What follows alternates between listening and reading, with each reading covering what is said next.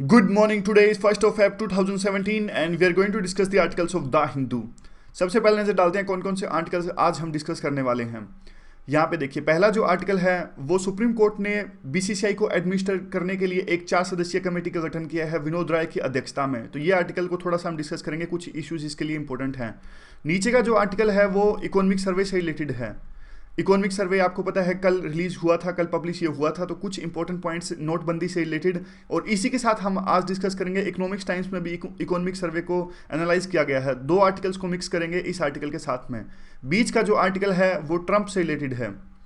Trump से already हमने बहुत सारे आर्टिकल डिस्कस कर लिए ट्रंप से रिलेटेड, तो ये आर्टिकल हम नहीं डिस्कस करने जा रहे हैं क्योंकि ट्रंप तो हमें फेल करवा ही देंगे अगर ट्रंप से रिलेटेड आर्टिकल हम डिस्कस करते रहें. तो आगे देखिए ये जो आर्टिकल है ये फूड सिक्योरिटी एक्ट से रिलेटेड ये आर्टिकल है और कैसा फ़र्क पड़ता है अगर पीडीएस सिस्टम को इंप्लीमेंट किया जाता है तो माल न्यूट्रिशन लेवल पर क्या इफेक्ट पड़ता है. तो इसे हम डिस्कस करेंगे, थोड़ा बहुत इंपॉर्टेंट है, ज़्यादा इंपॉर्टेंट ये भी नहीं है.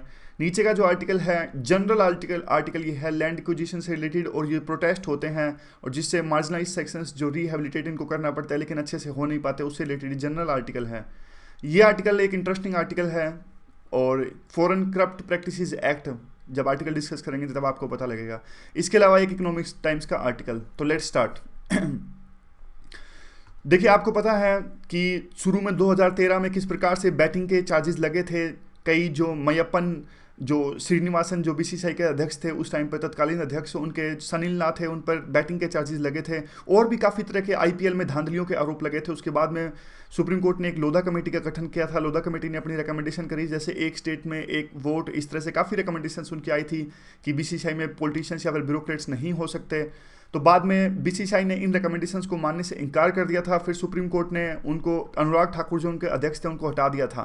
तो अब बीसीसीआई के अध्यक्ष नहीं है. बीसीसीआई के अध्यक्ष नहीं है तो उनको गवर्न करने के लिए एक बार जब तक नए इलेक्शन नहीं हो जाते, नए अध्यक्ष पद की नियुक्ति नहीं हो जाती बीसीसीआई पर, तब तक कुछ तो बंदों की आवश्यकता है ना उनको गवर्न करने के लिए. तो सुप्रीम कोर्ट ने 4 बंदों को अपॉइंट किया है. एक है विनोद रॉय जो पहले आपको पता है काफ़ी फेमस थे. यूपीए के टाइम में इन्होंने काफ़ी जो स्कैम्स थे उनको उजागर किया था. रामचंद्र गुहा, इनकी बुक हम पढ़ते हैं इंडिया आफ्टर गांधी. और विक्रम लिमाय ये आईडीएफसी के एमडी हैं. और डायना इडुल जी ये फॉर्मर टेस्ट जो है वुमेन क्रिकेटर हैं. और अब देखिए कंटेक्स्ट आपको पता लग गया. तो ऑब्जेक्टिव क्या थे, सुप्रीम कोर्ट ने ऐसा क्यों किया? साफ साफ पब्लिक इंटरेस्ट को मेंटेन रखने के लिए, क्योंकि देखिए क्रिकेट अगर अच्छे से काम करेगा तो लोगों का पब्लिक इंटरेस्ट है, काफ़ी संख्या में लोग इसे हमारे देश में देखते हैं, धर्म माना जाता है. पूरे एडमिनिस्ट्रेशन को साफ करने के लिए काफ़ी धांधलियाँ थी. आईपीएल, ना सिर्फ आईपीएल में, जो बाकी जो बीसीसीआई की कार्यप्रणाली थी उसमें भी. तो सारे एडमिनिस्ट्रेशन को साफ करने के लिए सुप्रीम कोर्ट ने यह कदम उठाया.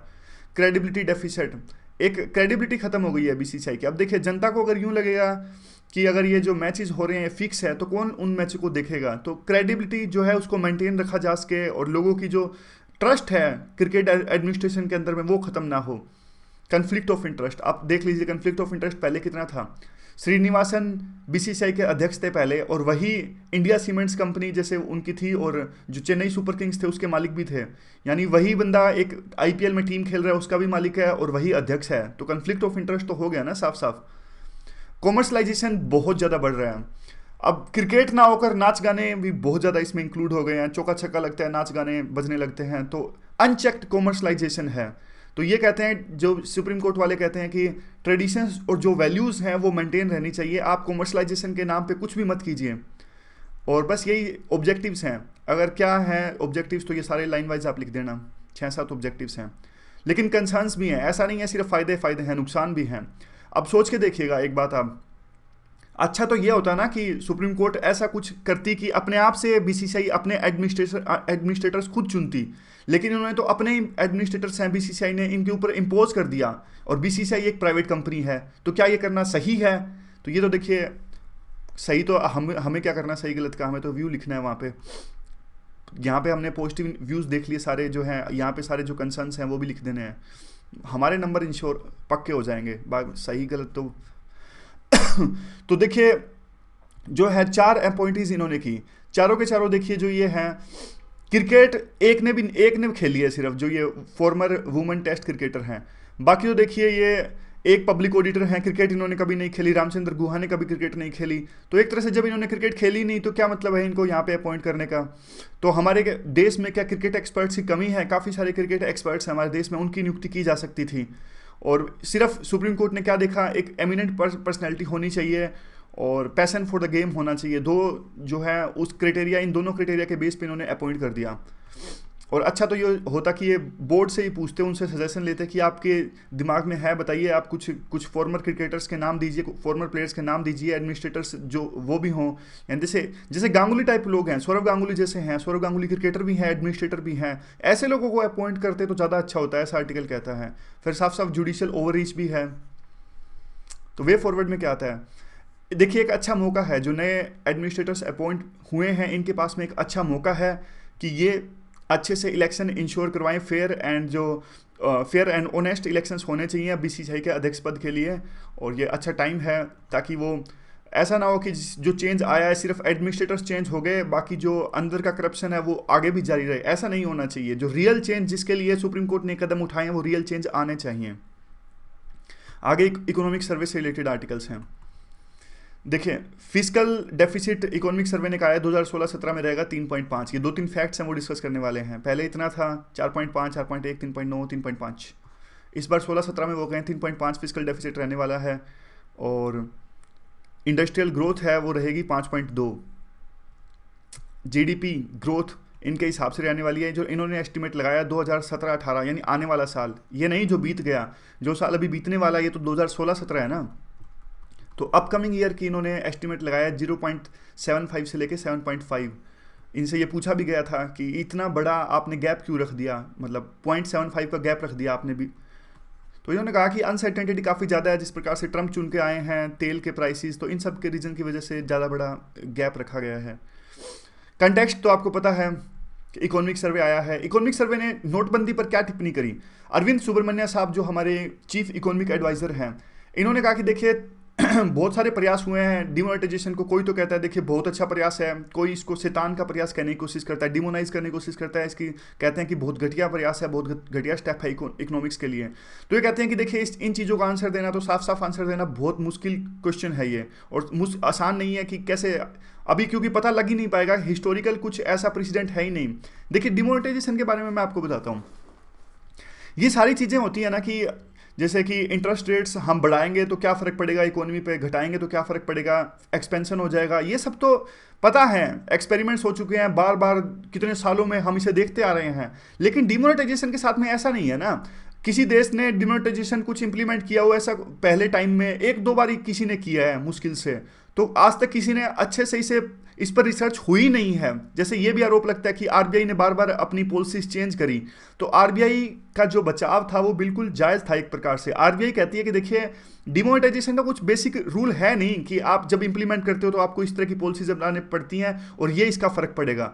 ये तो जनता के रिस्पॉन्स पर डिपेंड करता है। अब देखिए जो वहाँ पे इंडस्ट्रियल टाइप के लोग थे, जो अमीर लोग थे कई, उन पर आरोप लगा कि उन्होंने अपने वर्कर्स को भेज दिया लाइनों में लगने के लिए, तो उसी हिसाब से फिर आरबीआई ने अपनी पॉलिसी चेंज करी कि वो इंक लगानी स्टार्ट करी हाथ पे। तो इसीलिए बार बार जनता के रिस्पॉन्स को देखते हुए आरबीआई ने अपनी पॉलिसी चेंज करनी पड़ी। और यही अभी वो कह रहे हैं कि कुछ ऐसा हिस्टोरिकल एक्सपेरिमेंट्स हुए नहीं है डिमोनेटाइजेशन से बारे में कि पता लगाया जा सके कि इसका क्या इफेक्ट होगा। ये तो आने वाले दिनों में ही पता लगेगा कि, लेकिन इतना साफ है कि शॉर्ट टर्म तो इसके कॉस्ट हमारे पे होगी, जॉब्स लॉस होगा जो तो है, लेकिन लॉन्ग टर्म में इसका फायदा होगा। ये होप की जा रही है, उम्मीद की जा रही है। किस प्रकार से फायदा होगा, देखिए ये उम्मीद कर रहे हैं करप्शन कम होगा, ट्रांसपेरेंसी आएगी, ईज ऑफ डूइंग बिजनेस अच्छा होगा, इन्वेस्टमेंट आएगी, तो हमारी इकोनॉमी लॉन्ग टर्म में अच्छे से ग्रोथ करेगी। ये इनकी उम्मीद है। और इनको ये साफ साफ कहते हैं कुछ भी कहिए, रेडिकल गवर्नेंस का एक टूल है और इसमें सोशल इंजीनियरिंग भी शामिल है ताकि इसका फ़ायदा जनता को ही होगा। और एक प्रयास है जिससे कि जो इलीगल एक्टिविटीज़ होती हैं ब्लैक मनी टाइप के, उनको कर्व करने के लिए, और पोटेंशियल इम्पैक्ट तो होगा इसका साफ साफ पता ही है। और अब देखिए ग्रोथ रेट का जो एस्टीमेट है वो कम कर दिया है हमारा। वर्ल्ड बैंक ने पिछले साल था 7.6% से हमारी इकोनॉमी ग्रो करी थी, इस बार इन्होंने लगाया 7%। और IMF है उसने भी लगाया 6.6%। तो दोनों ने रीज़न एक ही दिया कि नोटबंदी के कारण में हमारी जो इकोनॉमी है वो कम ग्रो करेगी। पिछले साल करी थी 7.6 से, इस बार करेगी वर्ल्ड बैंक के अनुसार 7% से और IMF के हिसाब से 6.6% से। और ये अलग है, इसमें कन्फ्यूज मत होना। जो इन्होंने किया है 6.7 से लेके 7.5%, ये अपकमिंग ईयर के लिए है, 17-18 के लिए है। सॉरी। आगे क्या है, वे फॉरवर्ड में कहते हैं कि देखिए अब बहुत जल्दी इस तरह के मेजर्स लेने की आवश्यकता है ताकि इकोनॉमी को ट्रैक पे लाया जा सके। तो कौन से मेजर्स हैं, ये 4 पॉइंट्स याद रखना काफ़ी इंपॉर्टेंट है। ये क्या हुआ, तो ये 4 पॉइंट, एक तो ये है कि देखिए जल्दी से रीमोनेटाइजेशन होना चाहिए, जो ऑलमोस्ट हो चुका है। हमने देखा 10 लाख करोड़ का पैसा वापस आ चुका है, करेंसी वापस आ चुकी है मार्केट में। तो रिमोनेटाइजेशन तो ज़्यादा से ज़्यादा 1 महीना और लगेगा पहले के लेवल में आने में। टैक्स रिफॉर्म्स आने चाहिए, टैक्स स्ट्रक्चर आसान होना चाहिए ताकि अब एक तरह से लोग, बाहर की कंपनीज को लगे कि वास्तव में करप्शन खत्म हुआ है, टैक्स रिफॉर्म्स हो गए हैं, तो इन्वेस्टमेंट करनी चाहिए इंडिया के अंदर में। इवन जो लैंड और जो ये रियल एस्टेट है, ये भी जीएसटी के अंदर में आना चाहिए, क्योंकि सबसे ज़्यादा तो ब्लैक मनी यहीं जमा होती है, लैंड और रियल एस्टेट में। तो ये भी जीएसटी के अंदर में आएगा, तब फायदा होगा। इवन जो टैक्स रेट्स हैं और जो स्टैंप ड्यूटीज़ हैं वो भी कम होनी चाहिए। याद कीजिए लॉफर कर्व जो होता है हमारा, टैक्स रेट्स शुरू में बढ़ते हैं तो रेवेन्यू बढ़ता है, लेकिन बाद में एक लेवल के बाद में अगर टैक्स रेट्स हम बढ़ाएंगे तो रेवेन्यू घटना स्टार्ट हो जाएगा। ये है लेफर कर्व। और आज देखिए इसके जो है सावधानियां क्या क्या बरतनी है। सावधानियां ये कहते हैं कि देखिए टैक्स अथॉरिटीज़ को जीएसटी के आने के बाद में अति उत्साहित नहीं हो जाना है, जैसे टैक्स टेररिज्म नहीं फैलाना है, संयम से काम लेना है और बढ़िया टैक्स जो मैकेनिज्म, टैक्स गवर्नेंस को ऑपरेट करना है हमारे देश के अंदर में। इवन जो ब्रिटेन एग्जिट हुआ है यूरोपियन यूनियन से और यूएस इलेक्शन, इनके बाद में भी काफ़ी अनसर्टेनिटीज़ हैं कि किस प्रकार से फ़र्क पड़ेगा ब्रिटेन का अलग होना और यूएस इलेक्शन के बाद में ट्रंप का पॉलिसीज अपनाना। जिस प्रकार से ट्रंप कहते हैं प्रोटेक्शनिस्ट पॉलिसी अपनाएंगे, दीवार लगा देंगे, या फिर अब बाहर की कंपनीज़ को, कल एक न्यूज़ में वो भी आया था कि वो उन्होंने अब H1 वीज़ा जो है उसको भी एक तरह से काफ़ी स्ट्रिक्ट पॉलिसीज इसमें अपना ली है। तो हमारी जो आईटी कंपनीज़ हैं जो यूएस गवर्नमेंट को प्रोजेक्ट्स देती हैं या फिर काफ़ी सारा व्यापार करती हैं यूएस की आईटी कंपनीज़ के साथ में, वहाँ प्रोजेक्ट्स देती हैं, तो हमारे जो एम्प्लॉइज़ हैं उनका वहाँ जाना मुश्किल हो जाएगा। तो वहाँ जाना मुश्किल हो जाएगा तो एक तरह से जो प्रोजेक्ट्स भी तो कम आएंगे ना, क्योंकि वहाँ जाना मुश्किल हो जाएगा तो कम लोग वहाँ जा पाएंगे, तो प्रोजेक्ट्स को हैंडल करने में दिक्कत आएगी, तो आगे से मिलेंगे ही कम प्रोजेक्ट्स। तो आगे ये है कि सर्वे प्रोजेक्ट, वही बात सेम बात, कितना ग्रोथ रेट प्रोजेक्ट कर रहा है आने वाले साल के लिए, 6.75 से लेके 7.5%। तो वही कहते हैं कि देखिए डिमोनेटाइजेशन, ऑयल प्राइसेस और ट्रेड प्रोटेक्शनिज्म, ये सब चीज़ें हैं जो रिस्पॉन्सिबल है कि इतना बड़ा गैप है और काफ़ी कंजर्वेटिव जो इन्होंने ग्रोथ रखी है, क्योंकि उम्मीद तो ये की जा रही थी ना कि आगे हमारा देश है बड़ी ग्रोथ रेट से ग्रो करेगा, कुछ 8, 9, 10 के पास जाएंगे, लेकिन ये कम लगा रहे हैं। ये कह रहे हैं कि 6.75 से 7.5, तो कंजर्वेटिव अप्रोच इन्होंने अपनाई है। आगे है इकोनॉमिक्स टाइम्स का ये आर्टिकल है। तो देखिए ये शुरू में तो इकोनॉमिक सर्वे की तारीफ करते हैं कि पहले इकोनॉमिक सर्वे बोरिंग हुआ करता था, लेकिन आजकल वैसा नहीं है। लेंथी तो है लेकिन काफ़ी लाइवली डिबेट उसमें होती है, काफ़ी तरह के चैलेंजेस इसमें डिस्कस किए जाते हैं कि कौन कौन से चैलेंजेस हैं, इकोनॉमिक विजडम एनालिसिस क्या कहता है, ग्लोबल डिस्कस और सर्कमस्टांसिस कैसी हैं, अल्टरनेटिव्स क्या क्या हो सकते हैं। तो ये तमाम चीज़ें डिस्कस करता है इकोनॉमिक सर्वे। और ये देखिए 2016-17 का इकोनॉमिक सर्वे अब इन सब चीज़ों को एक नए लेवल पर ले जाता है। काफ़ी अच्छा इकोनॉमिक सर्वे है, तारीफ होती है शुरू में। तो फिर बात आती है कुछ इनके फैक्ट्स की। ये कहते हैं कि देखिए सर्वे ने कहा कि हमारी जो इकोनॉमिक ग्रोथ है वो इम्पैक्ट हुई है नोटबंदी के कारण में, डिमोनेटाइजेशन के कारण में। 1% नॉमिनल टर्म्स में और 0.5% हो रही है रियल टर्म्स में। डिफरेंस पता होगा नॉमिनल और रियल में। डिफरेंस ये है, देखिए नॉमिनल होता है उसमें इन्फ्लेशन एडजस्ट नहीं करते, रियल में इन्फ्लेशन एडजस्ट करते हैं, तो ये फ़र्क है इन दोनों के बीच में। और इनकम के रूप में इसे हम मेजर करें तो 1% जीडीपी की इनकम से हमारी वो लॉस हो गई डिमोनेटाइजेशन कारण में, और अंकों में इसे हम बोलें तो 1,35,761 करोड़। सर्वे देखिए काफ़ी ईमानदार है, कैंडिड है इस बात को कहने में कि जो ऑफिशियल्स जीडीपी नंबर्स आएंगे सरकार की तरफ से, जैसे सीएसओ वगैरह के नंबर्स हैं, वो तो अंडर एस्टिमेट करेंगे डिमोनेटाइजेशन के इफेक्ट को, नोटबंदी के इफेक्ट। वो क्यों बोलेंगे कि नोटबंदी का इस तरह से काफ़ी इम्पैक्ट हुआ है इनफॉर्मल सेक्टर पर, जो कि सबसे ज़्यादा प्रभावित हुआ है नोटबंदी के कारण में, क्योंकि कैश शॉर्टेज होती है। सारा इनफॉर्मल सेक्टर जो है वो ऑपरेट होता है कैश से, जो वो तो देखिए अब जिस प्रकार से सरकार एफर्ट्स लगा रही है, अब वो डिजिटल पेमेंट्स करें तो वो अलग बात है, लेकिन पहले तो सारा का सारा वो देखिए कैश से ही ऑपरेट करता था। तो नोटबंदी का सबसे ज़्यादा जो फर्क पड़ा इन पर, इनफॉर्मल सेक्टर पर। उसके बाद में ये भी कुछ स्टेप्स बोलते हैं, जैसे हमने 4-5 स्टेप्स यहाँ डिस्कस किए थे ना द हिंदू के, ये भी बोलते हैं। ये बोलते हैं कि देखिए टैक्स इन्फोर्समेंट है वो एक तरह से अच्छा होना चाहिए, टैक्स टेररिज्म नहीं होना चाहिए, रेट्स जो कल्चर है वो नहीं होना चाहिए, जीएसटी आने के बाद में लोअर टैक्सेस होने चाहिए, स्टैम्प ड्यूटीज भी कम होनी चाहिए, रियल एस्टेट जीएसटी के अंदर में आना चाहिए, और स्विफ्ट रिमोनेटाइजेशन होना चाहिए। सारे पॉइंट्स सेम रिवाइज हो गया आपका, 4-5 पॉइंट्स है, याद रखिएगा इसे। और आगे इकोनॉमिक्स टाइम्स क्या कहता है, ये कहता है कि देखिए ग्रोथ जो है वो एक तरह से दोबारा से वही 4-5 चीज़ें ये बोलते हैं कि कम क्यों रखी है, कंजर्वेटिव अप्रोच क्यों, यानी आने वाले जो 17-18 का साल है वहाँ इनका जो एस्टिमेट है वो कम क्यों है। तो ये कई सारे रीज़न बताते हैं इसके लिए। डॉलर का रेट बढ़ रहा है, हमारा रुपया है वो कमज़ोर हो रहा है, इंटरेस्ट रेट्स भी बढ़ रही हैं, और इवन जो पहले तेल के दाम घटे थे एकदम से वो दोबारा से बढ़ने स्टार्ट हो गए हैं। पहले आपको पता होगा कि जो कच्चा तेल था जो मिडिल ईस्ट से हम इंपोर्ट करते थे उसके रेट काफ़ी कम हो गए हैं, तो हमारी इकोनॉमी ने काफ़ी बेनिफिट उठाया इस चीज़ का, लेकिन अब वो फिर से बढ़ने स्टार्ट हो गए हैं। इवन जो इंटॉलरेंस एक्सपोर्ट यानी प्रोटेक्शनिस्ट पॉलिसीज जो दूसरे देश अपना रहे हैं, और चाइना का एग्रेशन, चाइना भी पूरा एग्रेशन अपना रहा है स्टील सेक्टर में और बाकी सारी चीज़ों में भी। और एक और जो रीजन है इंडिया की twin balance sheet problem. Twin balance sheet problem आप बताइए क्या होता है, चलिए मैं ही बता देता हूँ। देखिए ये ट्विन बैलेंस शीट प्रॉब्लम ये होती है कि हमारा जो एनपीएस है बढ़ता जा रहा है बैंक्स में भी और वहाँ भी, यानी जो कॉर्पोरेट्स हैं वो भी पैसा नहीं दे पा रहे हैं। दोनों चीज़ों को कहते हैं ट्विंस बैलेंस शीट प्रॉब्लम। क्योंकि देखिए जब हमारी इकोनॉमी जब बूम कर रही थी तब बैंक्स ने क्या किया, इन बोरोअर्स को यानी कॉर्पोरेट ग्रुप्स को पैसा दे दिया बहुत ज़्यादा, जैसे माल्या टाइप जो लोग हैं इनको पैसा दे दिया, लेकिन ये पैसा चुका नहीं पाए, इन्होंने बिजनेस अच्छे से लगाया नहीं बिजनेस में पैसा, तो अब ये एक तरह से सक्षम नहीं है अपना पैसा जो इन्होंने उधार लिया था बैंक से उसको चुका पाने में। तो अब इनके पास में एनपीओ हो गया, क्योंकि इन्होंने जो एसेट ली थी जनता से लेकिन लोन दिया था वो आ नहीं रहा है, नॉन परफॉर्मिंग एसेट हो गई, इनके बैलेंस शीट्स में एनपीए है। और इवन जो कॉर्पोरेट्स ग्रुप्स हैं वो भी नहीं दे पा रहे हैं, तो ग्रोथ रेट प्रभावित हो रही है, क्योंकि ये तो ऑलरेडी जो लोन दिया था वही नहीं चुका पा रहे हैं, तो नया पैसा क्या लें और क्या बिजनेस इस्टेब्लिश करें, क्या अपना एक्सपेंशन करें जिससे हमारी इकोनॉमी ग्रोथ हो। तो एक वजह से इन दोनों चीज़ों की वजह से हमारी जो देश की ग्रोथ है वो रुक गई है। तो इस चीज़ को कहते हैं ट्विन बैलेंस शीट प्रॉब्लम। फिर सर्वे कहता है कि डेट फॉरगिवनेस यानी जो लोन माफ़ी है वो आसान काम नहीं है, क्योंकि आपने देखा होगा सरकार अगर ऐसा करती है लोन माफ़ करती है जो कि ज़रूरी है देश की ग्रोथ के लिए, क्योंकि ये इकोनॉमिस्ट समझता है, इकोनॉमिस्ट जो है वो समझते हैं। लेकिन पॉलिटिशियन इस चीज़ को कैसे कहते हैं कि गवर्नमेंट ने मतलब कोई भी गवर्नमेंट हो, इस प्रेजेंट गवर्नमेंट की बात मत लीजिए, तो ओपोजिशन पार्टीज आरोप लगाती हैं कि देखिए आप तो अमीरों का पैसा माफ कर रहे हो, कॉर्पोरेट ग्रुप्स का पैसा माफ कर रहे हो, अंबानी का पैसा माफ कर दिया और गरीब लोगों का नहीं किया, तो इस तरह के आरोप लगते हैं। लेकिन इकोनॉमिक्स यही कहती है कि जल्दी से इनका लोन माफ हो और ताकि एक नई शुरुआत की जा सके और देश की इकोनॉमी को आगे ले जाया जा सके। फिर ये कहते हैं कि ये तो देखिए मुश्किल काम है, एक लेवल के बाद में गवर्नमेंट नहीं कर सकती, क्योंकि पॉलिटिक्स है, वोट भी लेने हैं, प्रजातंत्र है, लोकतंत्र है। लेकिन एसेट रिकंस्ट्रक्शन कंपनीज अच्छे से इंप्लीमेंट करें, जो बैंक्रप्सी कोड है उसको यहाँ पे मेंटेन करने की आवश्यकता है, अच्छे से इसको इंप्लीमेंट करें। और सर्वे जो है वो फिजिकल डेफिसिट कहता है कि कंजर्वेटिव अप्रोच अपनाता है कि फिजिकल डेफिसिट कम ही रहना चाहिए, ऐसा नहीं है कि नोटबंदी के बाद में गवर्नमेंट बहुत सारा पैसा लुटा दे और फिजिकल डेफिसिट बढ़ जाए। तो ये थोड़ा बहुत एनालिसिस था इकोनॉमिक सर्वे का। अगला जो है वो नॉन फूड सिक्योरिटी एक्ट से रिलेटेड ये आर्टिकल है।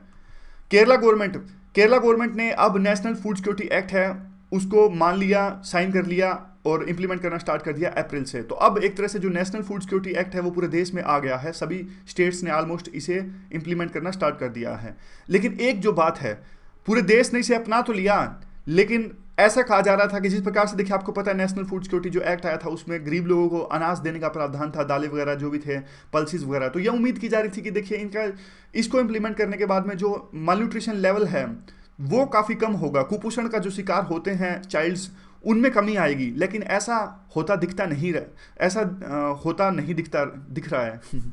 तो आगे क्या है, जो पीडीएस है ये कहते हैं कि देखिए even national food security national food security act को इंप्लीमेंट करने से पहले इसको तो देखिए इंप्लीमेंट करना स्टार्ट हुआ 2013 में, लेकिन उससे पहले तो देखिए जो पीडीएस सिस्टम तो काफ़ी पहले चल रहा है ना हमारा, टीपीडीएस टारगेट जो पब्लिक डिस्ट्रीब्यूशन सिस्टम है ये तो 1997 से चल रहा है, लेकिन 97 से डेटा नहीं ले रहे हैं, ये डेटा ले रहे हैं 2004 से लेके 2011-12 के बीच का।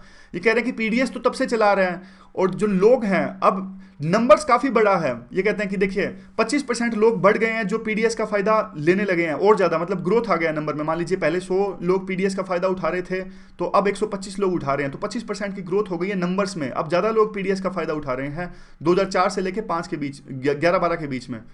लेकिन जो मालन्यूट्रिशन लेवल है उसमें कमी नहीं आएगी है। तो पूरे आर्टिकल का मुद्दा क्रक्स है वो यही रहता है इनका, बार बार हर एक पॉइंट से यही शो करते हैं, हमारे जो काम आएगा एक ही पॉइंट काम आएगा। अब इसको घुमा फिरा के वही सेम बात कह रहे हैं। अब जैसे मैं आपको दिखाता हूं कैसे। ये कहते हैं कि देखिए राजस्थान में इन्होंने स्टडी करी, 15% जो लोग पीडीएस का फायदा उठाते हैं उस नंबर में बढ़ोतरी हुई। समझ गए? सेम एग्जांपल, 100 पहले अगर उठाते तो आज 115 लोग पीडीएस का फायदा उठा रहे हैं और पीडीएस के थ्रू अनाज ले रहे हैं सरकार से। लेकिन जो अंडरवेट है चिल्ड्रंस, उनमें डिक्लाइन आया सिर्फ 3% का। होना तो ये चाहिए था ना कि 15% अगर लोग बढ़े हैं तो कम से कम 15% जिनका माल न्यूट्रिशन लेवल है वो भी घटने चाहिए, लेकिन ऐसा नहीं हुआ। इवन मध्य प्रदेश का एग्जाम्पल ले लीजिए, उसमें भी अगर सेम लेवल का हुआ 15% लोग बढ़े पीडीएस का जो फायदा उठाते हैं तो उसमें 17% कम हुआ। ये थोड़ा फिर भी ठीक है मध्य प्रदेश, लेकिन जो बाकी एग्जाम्पल्स हैं गुजरात, उसमें सिर्फ 5% की गिरावट आई। और इवन आंध्र प्रदेश में देख लीजिए 59% पॉपुलेशन रिसीव करती है, लेकिन ये मतलब एक तरह का डेटा है जो इंपॉर्टेंट नहीं है। कहने का मतलब यही है, एक पॉइंट यूज है सिर्फ जो सबसे पहले आर्टिकल में आता है। अब ये सब जो पॉइंट्स हैं ना तो ये याद रहते हैं, 15% 3% याद रखने के लिए हमें हमारे पास में बहुत इंपॉर्टेंट चीज़ें हैं। इस तरह की बेकार की चीज़ों में टाइम वेस्ट करना बिल्कुल भी बुद्धिमत्ता नहीं है। अब देखिए ये कहते हैं कि ऐसा होता क्यों है, तो 2 कारण बताते हैं। एक कारण तो ये कहते हैं कि कुछ लोग ऐसा कहते हैं कि लीकेज होती है, असली सब्सिडी जो है लोगों के पास में पहुंच नहीं पाती, इसीलिए माल न्यूट्रिशन लेवल कम नहीं हो रहा है। तो ये इस बात को इनकार कर देते हैं जिन्होंने आर्टिकल लिखा है कि नहीं ऐसा नहीं है, ज़्यादा ही आप तो सकी निगाह से देख रहे हो हमारी पॉलिसीज़ को। और उसके बाद में कहते हैं कि लोगों के जो इनकम लेवल्स हैं वो बढ़े हैं। मतलब दूसरा रीज़न देखिए आप क्या रीज़न दे रहे हैं कि क्यों लोगों के बढ़ने से, यानी पीडीएस की परसेंटेज है वो तो बढ़ रही है जो लोग इसका फ़ायदा उठाते हैं, लेकिन माल न्यूट्रिशन लेवल कम नहीं हो रहा है। तो पहला रीज़न इन्होंने दिया लीकेज का, जिसका इनकार कर दिया जिन्होंने आर्टिकल लिखा है, और काउंटर पॉइंट दिया कि नहीं ऐसा नहीं है। दूसरा पॉइंट फिर आता है प्रपोज कि ये कहते हैं कि देखिए पुअर्टी लेवल है वो कम हो गया है, लोगों की इनकम लेवल्स बढ़ गई हैं, तो इस वजह से पीडीएस का फ़र्क ही नहीं पड़ रहा है न्यूट्रिशन लेवल्स पर। इन्होंने इस बात को भी इंकार कर दिया कि ऐसा बिल्कुल नहीं है कि पुअर्टी आज भी उतनी है एज आप जो बात कह रहे हो, जो आर्गुमेंट दिया गया कई लोगों के द्वारा, वो भी इसको मानने से इंकार कर देते हैं, कहते हैं नहीं पुअर्टी आज भी बहुत ज़्यादा है हमारे देश के अंदर में। फिर ये कुछ और रिजल्ट्स दिखाते हैं जो बिल्कुल भी आपको याद नहीं करने, बस समझ लीजिए ये रिजल्ट्स क्या कहते हैं। ये देखिए इन्होंने जो सर्वे किया उसमें ये कहते हैं कि बीपीएल और जो ये थे अंत्योदय योजना थी ना, AAY, तो उसमें जिनके पास में ये कार्ड था बीपीएल का या फिर अंत्योदय योजना वाला कार्ड था, उसमें देखिए जिनके पास में ये कार्ड था वो 11.87 किलोग्राम सीरियल्स यानी अनाज लेते हैं और 2.77 लीटर्स दूध लेते हैं, मतलब अपनी कंजम्पशन में। और सेम इनकम लेवल्स, मतलब 2 केस समझने की कोशिश कीजिएगा। एक तरफ तो ये बीपीएल कार्ड वाले हैं जिनकी इनकम है 10,000 मान लीजिए, लेकिन इनका बीपीएल कार्ड बना हुआ है। वो सब फैक्ट्स पे मत जाइएगा कि बीपीएल कार्ड आप कहोगे इतने का तो बनता नहीं है, वो सब एक बार छोड़ दीजिए। इनकम लेवल सेम लेना है हमें, एग्जाम्पल के तौर पे देख लीजिए। अब एक ऐसी बीपीएल फैमिली जिनकी इनकम है 10,000 रुपये, तो वो कंजम्पशन उनका किस प्रकार से रहता है, वो 11.87 किलोग्राम अनाज खाते हैं और 2.77 लीटर्स मिल्क लेते हैं वो अपनी कंजम्पशन में। अब एक और फैमिली जिनकी 10,000 इनकम है लेकिन इनका बीपीएल का कार्ड नहीं बना हुआ, अब इनको देखिए बीपीएल वाला जो पहले केस में बीपीएल देखा, इनका तो इनकम जो पीडीएस का कार्ड बना हुआ है तो फ्री अनाज इनको मिलता है। तो दूसरा केस में 10,000 इनकम सेम है बीपीएल के टाइप में, लेकिन इनका पीडीएस का कार्ड नहीं है, तो ये अनाज खाते हैं 11.22 किलोग्राम और दूध जो लेते हैं अपनी कंजम्पशन में वो लेते हैं 3.21 लीटर। तो सोचने की बात देखिएगा। अब ध्यान क्या दिया हमने, क्या सीखा आपने इस पूरे केस से, यानी जिसमें फ्री अनाज मिलता है जिसको, वो दूध कम पीता है, इसलिए माल न्यूट्रिशन, क्योंकि दूध का माल न्यूट्रिशन से साफ साफ लेना देना है ना, इसलिए हम पूरा केस को समझ रहे हैं।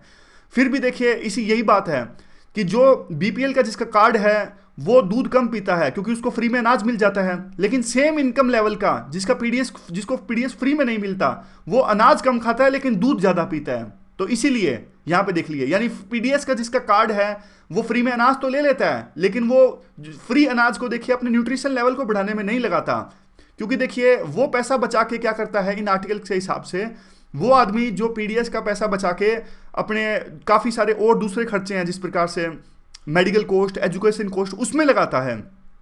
यही दूसरे केस में ये फ्रूट से रिलेटेड पॉइंट है। तो ये अभी आप बताइए ये पॉइंट कभी कहीं आप यूज़ करोगे? मेंस में बिल्कुल नहीं यूज़ होगा ये पॉइंट है। ये ऐसे वगैरह में कहीं यूज़ कर सको, बहुत रेयरली यूज़ कर सकते हो, लेकिन एक कहानी समझने के लिए इंपॉर्टेंट था इसलिए बताया।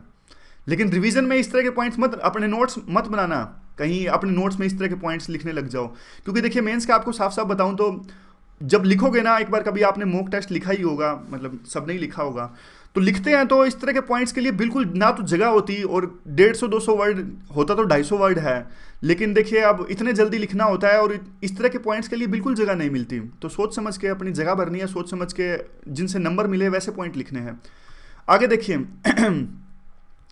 फिर वही बात कहते हैं कि सेम बात कि ये कहते हैं इसका मतलब ये नहीं है कि हम पीडीएस को हटा दें, पीडीएस तो होना ही चाहिए, लेकिन उसके बाद में फिर एक एग्जांपल देते हैं कि अगर देखिए बीपीएल वालों की इनकम डिक्लाइन होती है तो वो भी अपनी जो कंजम्पशन है दूध पे बढ़ा देते हैं। कितनी बढ़ा देते हैं, ये सब सर्वे के पॉइंट्स हैं।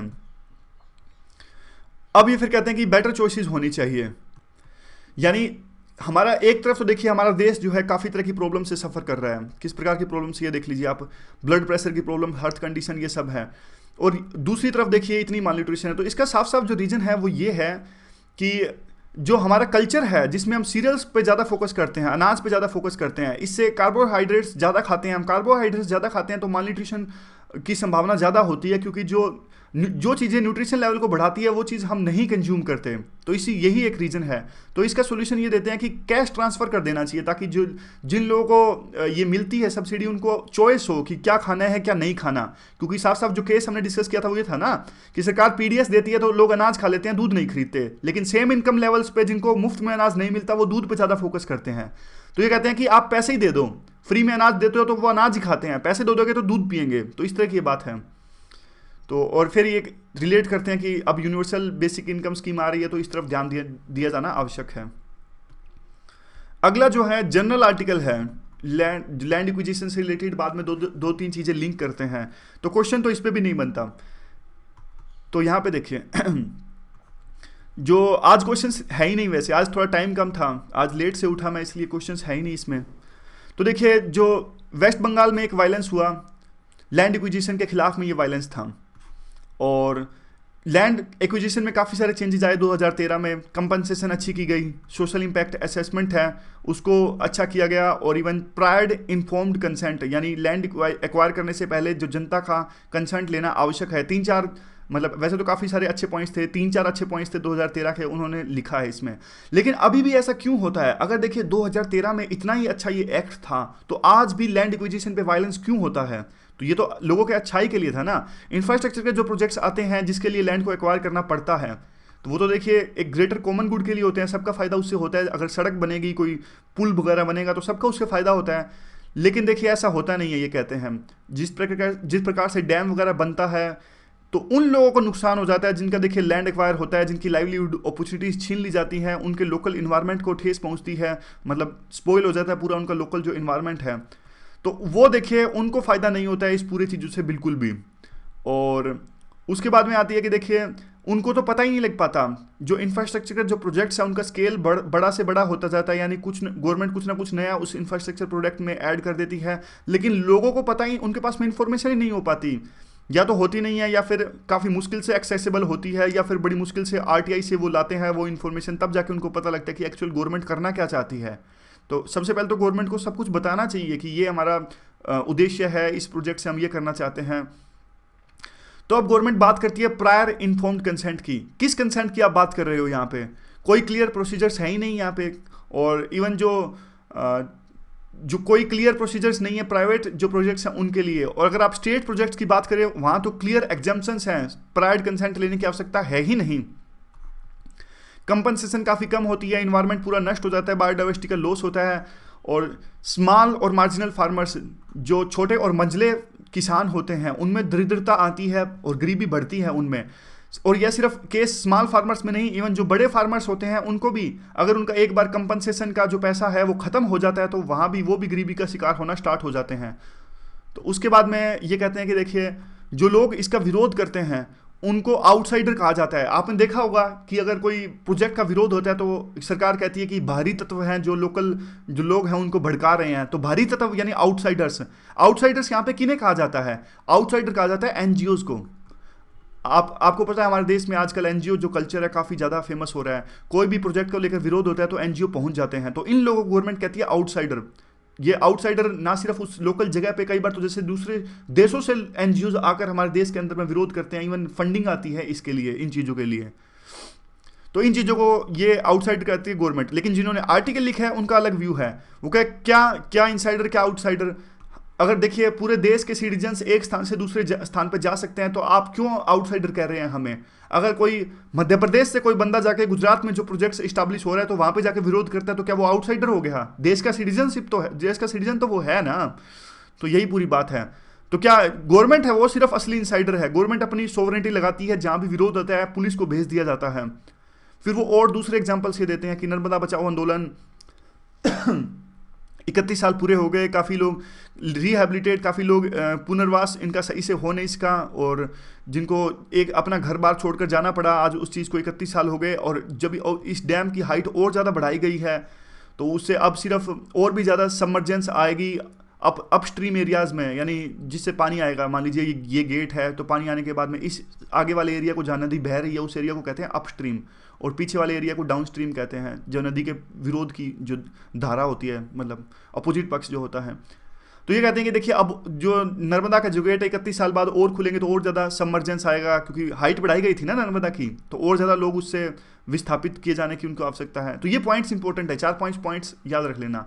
अगर ऐसा क्वेश्चन आया जिस प्रकार से इस बार क्वेश्चन आया था कि रिहेबिलिटेशन करना होता है, एथिक्स में भी क्वेश्चन था कि रिहेबिलिटेशन पॉलिसी बनाइए, तो क्या क्या दिक्कतें आती हैं, ये तो कुछ और ही कॉन्टेक्स्ट कह रही है, इनका छोड़िए, हम एक्सप्लोइट कर लेते हैं इस आर्टिकल को। एक्सप्लोइट करने का मतलब है कि इंपॉर्टेंट पॉइंट्स एक्सट्रैक्ट कर लेते हैं, ट्विस्ट करके हमारे किस तरह से काम आ सकते हैं। तो देखिए इस तरह की प्रॉब्लम्स आती हैं कि जो लोग डिस्पोसेस हो जाते हैं उनको अच्छी तरह की कंपनसेशन नहीं मिलती, और ये लोग हैं, मतलब कुछ लोगों को अच्छी कंपनसेशन नहीं मिल पाती, कुछ लोगों को तो स्टेट मानने से इनकार कर देता है कि आपको कुछ नुकसान भी हुआ है, और कईयों को देखिए जो प्रॉमिस किया जाता है वो नहीं मिल पाता, यानी गवर्नमेंट ने कहा कुछ था, मिला कुछ और है। और भी ज़्यादा बाद में देखिए कई बार ऐसा होता है कि प्रोजेक्ट के बाद में अभी कुछ लोगों पे अभी फ़र्क नहीं पड़ रहा, लेकिन बाद में जाके फ़र्क पड़ता है, तो उनके लिए कुछ मैकेनिज्म नहीं होता। और यही सारी रीजन है। क्या क्या दिक्कतें आती हैं रिहैबिलिटेशन में, 4-5 पॉइंट्स हैं, ये इंपॉर्टेंट आप याद रखिएगा, और कुछ नहीं। ये कहते हैं कि इवन जो डाउन स्ट्रीम जिनके लिए गवर्नमेंट कहती है कि इनको फ़ायदा होगा, असल में इनको भी फ़ायदा नहीं हो पाता। इसका साफ साफ उदाहरण जो है वो इस बात से हम लगा सकते हैं कि जो जैसे सरकार कहती है ना कि डैम बनाएंगे तो इन लोगों को फ़ायदा होगा, पीछे वाले लोगों को फ़ायदा होगा, क्या असल में उनको भी फ़ायदा नहीं देते। असल में जो फ़ायदा होता है वो होता है रियल एस्टेट वालों को, और जहाँ पे इंफ्रास्ट्रक्चर प्रोजेक्ट्स बड़े बड़े लगते हैं उनको बिजली दे दी जाती है, फिर उनको पानी प्रोवाइड कर दिया जाता है। लेकिन जो आम आदमी है उनको हमेशा वंचित रखा जाता है, जो ये जरूरी चीज़ें हैं उनसे, जिनके नाम पे प्रोजेक्ट्स लगाया जाता है। और यही सब हो रहा है सेज में। सेज, काफ़ी सारे सेज को लेकर प्रोटेस्ट देखने को मिलते हैं। हरियाणा में ज़मीन ली गई सेज को लेकर, पोस्को में, नियामगिरी में राहुल गांधी गए यहाँ पर, और जो प्रोजेक्ट्स था आखिरकार इसे छोड़ना पड़ा, और कहते हैं काफ़ी नुकसान भी हुआ इंडिया को। और देखिए वो सब व्यू है, दोनों साइड के व्यू लिखने हैं। नुकसान हुआ गवर्नमेंट को और हमारी जो छवि भी खराब हुई, लेकिन जो लोकल लोग हैं उनको फ़ायदा हुआ, उनके लैंड को नहीं लिया गया। तो अच्छा तो यही है कि देखिए रिहैबिलिटेशन हो तो ना तो इन्वायरमेंट को ठेस पहुँचे, ना लोकल लोगों की रिहैबिलिटेशन अच्छा हो, देश भी ग्रो करे। यही तो दिक्कत है ना, बैलेंस आता नहीं है। बाद में यही बात है कि कॉर्पोरेट्स ग्रुप के प्रोजेक्ट्स को इधर से उधर ले जाया गया। फिर लास्ट में कई सारे क्वेश्चंस रेज करते हैं, रिटोरिक है ऐसे में यूज कर सको। तो ये कहते हैं कि देखिए इतने सारे लोगों की जाने गई, लाइवलीहुड गई, ये सब गई, इन लोगों का हिसाब किताब कौन देगा, और जो खर्चा आया सरकार को भी खर्चा इतना सारा, जो इस एजिटेशन जो विरोध होते हैं उसको सप्रेस करने में, वो खर्चा का हिसाब कौन देगा। इवन जो स्टेट की जो सॉवरेनिटी है वो कहाँ तक सीमित है डेमोक्रेसी के अंदर में, ये भी डेमोक्रेटिक वैल्यूज हमारी हर्ट होती हैं। तो 3-4 क्वेश्चन का यूज कर लेना आप अपने एस्से के अंदर में। ये पूरा आर्टिकल था। अगला जो आर्टिकल है काफ़ी इंटरेस्टिंग आर्टिकल है, ध्यान से सुनिएगा इसे। ये देखिए ये आर्टिकल है, एक कहानी सुनने की कोशिश कीजिए पहले। ब्रिटेन की एक कंपनी है रोल्स रॉयस, काफ़ी फेमस कंपनी, आपको पता है कार वगैरह जो बनाती है। इन पे पेनल्टी लगाई ब्रिटेन ने $809 मिलियन की फाइन लगाया एक तरह से इस कंपनी पे, रोल्स रॉयस पे। किस लिए? ब्रिटेन ने कहा कि जो रोल्स रॉयस कंपनी है इसने बाहर जाके, ब्रिटेन की कंपनी है, ध्यान से सुनिएगा, बाहर जाके यानी दूसरे देशों में जैसे कि इंडिया, रसिया, चाइना, थाईलैंड, नाइजीरिया, मलेशिया, यहाँ पे जाके करप्ट प्रैक्टिसेस अपनाई। आपने वहाँ के लोकल लोगों को रिश्वत वगैरह दी, जो कि ब्रिटेन के कानून के खिलाफ में है। ब्रिटेन कहता है कि हमारी कोई लोकल कंपनी बाहर दूसरे देश में जाके करप्ट प्रैक्टिसेस नहीं अपनाएगी, यानी बिल्कुल सही तरीके से काम करेगी, दूसरे देश में जाके रिश्वत वगैरह नहीं देगी। अब इन्होंने मान लिया, रोल्स रॉयस ने मान लिया कि हाँ हमने वहाँ पे जाके करप्ट प्रैक्टिसेस अपनाई दूसरे देशों में, तो ये अपने देश में इस चीज़ के लिए फाइन दे रही हैं। तो ध्यान से, इंटरेस्टिंग बात नहीं है, मतलब दूसरे देश में जाके इन्होंने करप्शन किया और अपने देश में जाके मान लिया कि हाँ भाई हमने करप्शन किया इस चीज़ के लिए क्योंकि वहाँ का लोकल कानून ये कहता है, और वहाँ ये फाइन दे रहे हैं। और ये केस सिर्फ रोल्स रॉयस के साथ में नहीं है, अब ये सारी कंपनी, बाकी काफ़ी सारे एग्जाम्पल्स जो है इंडिया के हैं। यूएस की कंपनी है कैडबरी, पेरेंट कंपनी कुछ और है मोंटलेज, इन्होंने इंडिया में करप्शन किया और बद्दी में एक चॉकलेट फैक्ट्री लगानी थी, लोकल लोगों को रिश्वत दी हमारे देश के अंदर में, बाद में यूएस ने पकड़ लिया, वहां की गवर्नमेंट ने इनको पकड़ लिया कि आप इंडिया में जाके क्यों रिश्वत दे रहे हो भाई, तो इन्होंने फाइन दिया यूएस में जाके। और काफी सारे एग्जांपल्स हैं, कोग्निजेंट है और ये ओरेकल का एग्जांपल है। एग्जांपल्स हैं, एग्जांपल इतने ज्यादा याद रखने की आवश्यकता नहीं है, 2 एग्जांपल्स बस याद रखिए। अब देखिए वहां यूएस गवर्नमेंट का एक लोकल एक्ट होता है जिसको कहते हैं foreign corrupt practices act, FCPA, कि आप दूसरे देश में जाके इस तरह से आप जो गलत आते हैं, गलत जो तरीके हैं, इलीगल जो तरीके हैं, उनको नहीं अपना सकते। अगर आप ऐसा करेंगे तो इनको हुज पेनल्टीज, मतलब बहुत ज़्यादा फाइन देना पड़ता है अपने लोकल देश के अंदर में। यानी अमेरिका की कंपनी अगर रिश्वत देगी हमारे देश के अंदर में तो उसको फाइन देना पड़ेगा अमेरिका के अंदर में, और हमसे कोई लेना देना नहीं। हमारे ही अगर देखिए सब कुछ हो ही हमारे देश में, अगर वो करप्शन हमारे देश में फैला रही हैं तो यहाँ पे उनके खिलाफ में मुकदमा चलना चाहिए, यहाँ पे उनको फाइन देना चाहिए नहीं, क्योंकि हमारी जो एजेंसीज हैं सीबीआई, ईडी, वो सक्षम है ही नहीं, उनको तो पता ही नहीं लग पाता कि करप्शन हुआ है। उनको पता लग जाता है अमेरिका में, लेकिन हमको पता ही नहीं लग पाता कि हमारे यहाँ पे करप्शन हुआ है, लेन देन हुआ है। तो यही इंटरेस्टिंग बात है, उसी को लेकर ये पूरा आर्टिकल है। ये कहते हैं कि देखिए अगर करप्शन यहां करती हैं, रिश्वत देती हैं किसी मिडिलमैन को, बिचौलिए को, तो साफ साफ उसका फायदा तो ये उठाती हैं ना, जो रिश्वत ये देती हैं, जिस चीज को कहते हैं स्लश फंड। स्लश फंड होता है इन कंपनीज का। स्लश फंड क्या होता है कि ये कुछ पैसा अलग से ये रखती हैं, फंड मेंटेन करती हैं, जिस चीज को कहते हैं स्लश फंड, ताकि रिश्वत वगैरह जरूरत पड़ने पे दी जा सके। अब देखिए इंडिया के अंदर में इन्होंने करप्शन फैलाया, बिचौलियों को पैसे दिए, तो अब साफ साफ बात तो यही है ना कि इंडिया से ही पैसा वसूलेंगे, तो किस प्रकार से वसूलेंगे? या तो देखिए कोई कंपनी है, गवर्नमेंट को कोई प्रोजेक्ट दे रही है तो उसका दाम बढ़ा देंगे, गवर्नमेंट को महंगा देंगे ताकि बिचौलिए को जो पैसा दिया उसको कंपनसेट कर सके, या फिर मार्केट प्राइस पे, जैसे चॉकलेट वगैरह की कंपनी है, चॉकलेट बेच रही है हमारे इंडिया के अंदर में, अब बिचौलियों को पैसा दिया प्रोजेक्ट चलाने के लिए, रिश्वत देने या ब्यूरोक्रेट्स को रिश्वत दी अगर, तो मार्केट रेट बढ़ा देंगे उसके, क्योंकि जो पैसा रिश्वत के तौर पे देगा उसको तो ये पूरा करेंगे ना। तो अल्टीमेटली फर्क किस पे पड़ता है? हम पे ही तो पड़ता है, कंज्यूमर्स पे पड़ता है। अगर गवर्नमेंट का क्या जा रहा है, गवर्नमेंट के पास में जो पैसा है वो टैक्स पेयर्स का है, हमारा पैसा है वो। इवन जो अगर मार्केट रेट वो बढ़ाएंगी चीजों के तो वो हमें ही देना पड़ेगा। तो नुकसान तो हमारे देश की जनता को हो रहा है, हमें हो रहा है, इंडिया को हो रहा है। लेकिन इसका फर्क कोई पड़ ही नहीं रहा गवर्नमेंट पे। फर्क को गवर्नमेंट को तो पता ही नहीं लगता कुछ ऐसा हो जाता है तो। मतलब यहां पे देख लीजिए, ये तो हमने डिस्कस कर लिया। हमारे देश की गवर्नमेंट का एटीट्यूड कैसे है उनको तो पता ही नहीं लग पाता। ऐसा कोई रिकॉर्ड है ही नहीं कि जब वहां की गवर्नमेंट्स ने, जैसे यूएस ने पैसे वसूले इस चीज के लिए कि आपने इंडिया में जाके करप्शन किया, तो हमारी गवर्नमेंट ने क्या पैसे मांगे उनसे कि ठीक है भाई आपने फाइन तो वसूल लिया, लेकिन करप्शन तो हमारे देश में हुआ है ना, आप हमें भी कुछ हिस्सा दीजिए? नहीं, ऐसा कोई रिकॉर्ड है ही नहीं, हमारी गवर्नमेंट मांगती नहीं उनसे पैसे। और दूसरा जो सबसे बड़ा इश्यू है वो है इन एजेंसीज का। ये सीबीआई, ईडी वगैरह ये क्या करती है? हाथ पे हाथ धरे खाली बैठे रहती है, इनको तो पता ही नहीं लगता कि कब करप्शन हुआ क्या नहीं हुआ। एक तरह से इनकॉम्पिटेंट है बहुत ज़्यादा, ये क्वेश्चन यहाँ पे उठाते हैं। अमेरिका में फॉरेन करप्ट प्रैक्टिसेस एक्ट आया, वाटरगेट स्कैंडल हुआ था, एक करप्शन हुआ था 1970 में, 1971-73 में, वहाँ पे बहुत ज़बरदस्त। तो वहाँ पे उनके बाद में उन्होंने काफ़ी अपने इंप्रूव किए लॉज, कानून, लेकिन इंडिया में ऐसा कुछ नहीं हुआ। इंडिया में तो सिर्फ इन एजेंसीज का यूज किया जाता है पॉलिटिकल स्कोर सेटल करने के लिए। जिसकी सरकार होती है वो दूसरे अपने अपोजिशन पार्टीज पे रेड मरवा देता है। एक अच्छा रिफॉर्म आया था सिर्फ सुप्रीम कोर्ट का विनीत नारायण केस में। विनीत नारायण केस में सीबीआई और ईडी इनको रिफॉर्म करने की बात थी और कहा था कि सेंट्रल विजिलेंस जो कमीशन है वो इनको सुपरवाइज करेगा, वो इनको मॉनिटर करेगा, लेकिन फायदा कुछ हुआ नहीं। वो आज भी एक केस्ड पैरट हैं, यानी पिंजरे के अंदर बंद तोते हैं और सिर्फ गवर्नमेंट के कहने पे बोलते हैं। तो ये अब सिर्फ बात ऑटोनॉमी की नहीं है। अब ऐसा नहीं है कि अगर इनके अंदर में ऑटोनॉमी आ जाए, अगर इनको इंडिपेंडेंस दे दे तो अच्छे से काम करेंगे। अब बात है अकाउंटेबिलिटी की भी और बात है कॉम्पिटेंस की भी। कॉम्पिटेंस ही नहीं है इनमें, क्षमता ही नहीं है। ये कहते हैं आर्टिकल जिन्होंने लिखा है ये कहते हैं कि आप इस चीज से देख लीजिए, अब कितने सारे केसेस में इन्होंने चार्जशीट बंद कर दी, क्लोजर ऑफ चार्जशीट्स। देखिए चार्जशीट तो तभी बंद होती है ना जब कोई कंक्लूजन पे पहुंच ही ना सके एजेंसी। अब सीबीआई तो अपने ही चीफ पे करप्शन के चार्जेस को इन्वेस्टिगेट कर रही है, तो आप सोच के देखिए किस प्रकार की एजेंसी है जो अपने चीफ पर ही करप्शन मेंटेन करेगी, वो उसकी जांच करेगी।